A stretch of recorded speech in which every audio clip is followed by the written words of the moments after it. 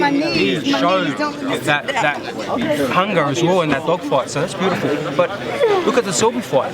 Selby's a mover, a boxer, but it's a great fight as well, exciting fight. So same with Mickey.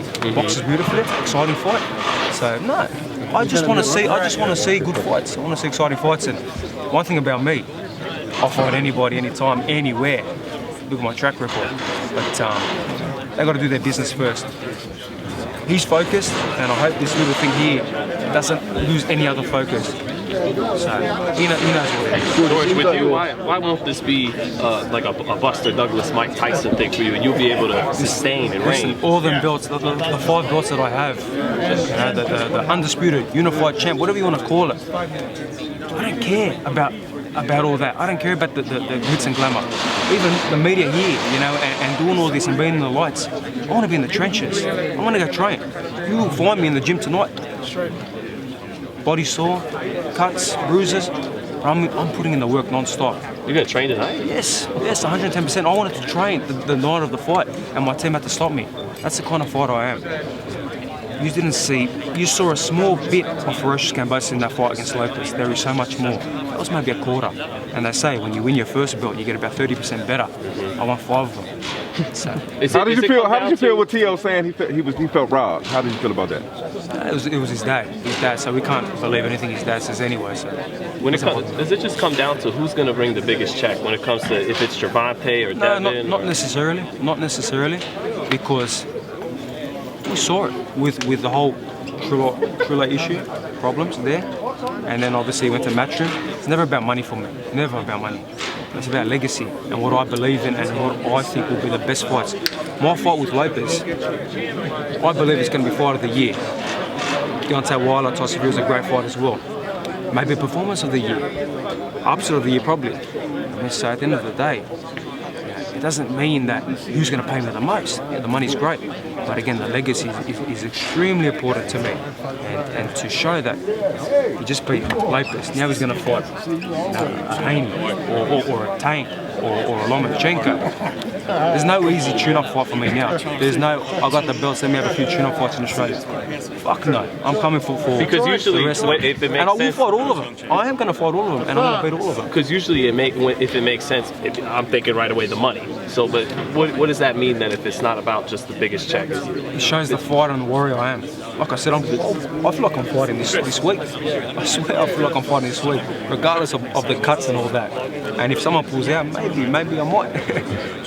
This means a lot more than just money. Based off what you've seen up to this point, right, with everybody else in the lightweight division, who do you feel gives you the toughest task, the toughest matchup? Look, styles make fights. Styles make fights. So at the end of the day, I can't say. Lopez gave me a great fight. To be honest, I didn't feel that it was technically a hard fight.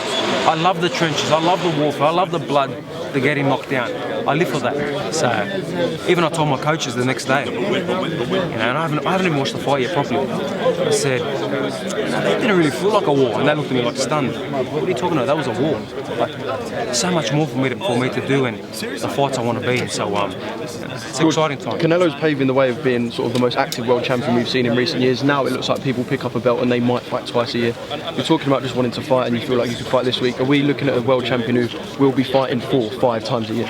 No, not 4 or 5 times. That's way too much. You got to remember we were preparing 12 rounds, and Lopez now one of the other big names. And so you need the right preparation, and it takes a lot out of you. So I'll be looking 2 times, 3 times, somewhere there. It just depends. Depends how the fights go. Depends how I feel. You know, I'm in control now, so I pick and choose when I want to fight and what I want to do. But again, the fans can see the kind of fighter I am, the warrior I am, what I do in the ring. And it's full respect to the whole division. I love this division. It's a great division. And what better division to rule? How do you expect Davis's fight to go Sunday? Yeah, look. And you'll be there too, right? It's a good fight. Yeah, possibly I will be there as well.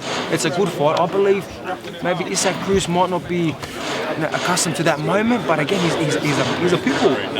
He's tiny, but he can fight, man, too. He'll come. But just depends. Styles make fights. You know, no one believed what I would do to Lopez. No one believed I'd put him on his ass in the first round. No one believed I'd be able to outbox him and outpower him and speed him and maneuver him and bust him up the way he's never been busted up before in his life.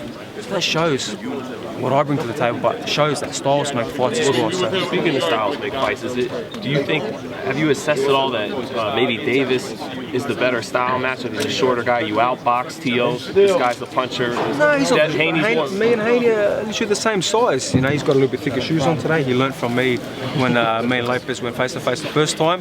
I got the flats today, the nice leather shoes. So we're the same size. We're all around the same size. So no, that doesn't mean nothing. If it's going to be a fight, it's going to be a fight. George, the division's so hot yet we've still got a lot of people in the 135 division where they're talking about people moving up to 140, and it's kind of like there's a lot of people half obsessed to push themselves up to 140. Let's just say fast forward 6 months and you were to get all the belts together and beat perhaps Devin or JoJo, would you still look to cement your place at 135 and keep going and keep digging out that division? I feel great at 135. You know, there is still a lot of unfinished business at 135. And again, if one of these guys, Lomachenko, has 2 losses, Lopez has obviously his first loss. One of these guys this weekend will lose. What's to say that I don't fight one of them guys and give them a shot if they've come back and look good?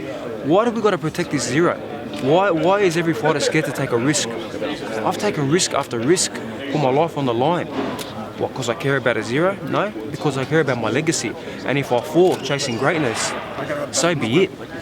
I'm the man in the arena, not the fan that's criticising or the media that's criticising. We're the guys that are in the arena. So we've got to get rid of this zero. I'm 20-0, I'm undefeated, but we really have to get rid of this zero, you know, bullshit, because we'll see even more fights. Look at the Hagler, the Hearns, the Rands, you know, all these legends. Sugar Ray Leonard, they fought and fought and fought. Why can't we do this?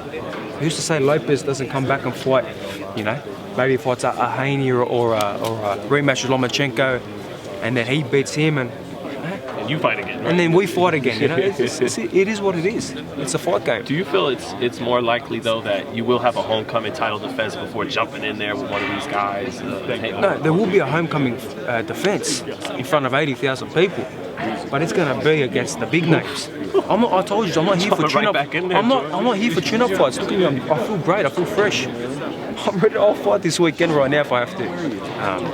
I'm not here for tune-up fights. Fuck that shit. George, in terms of... George, how you doing? Robert I'm doing good, man. Team the Red Corner Box. How you doing? Very good. I was calling, I was just wanted to ask you, you saying you using these fights, the Tank fight, this fight, and also maybe the Loma fight back in New York as like a scout. Yes. Do you have like a little time frame of when you're going to make that decision? Because like I said, you got all the chips. They all got to come see you. Yeah, look, I can take as long as I want right now, unless a mandatory pops up. Right. But no, the decision will be made very, very soon. Obviously, they're all fighting over the next few weeks. Then we have Christmas, you know, and I've been away from my kids a long time. But by then, when these fights are all wrapped up, I will have a very solid, you know, person in my head. And once the Christmas and the festivities obviously end for everybody, the whole world shuts off, the boxing world shuts off, it will be a very major, you know, announcement.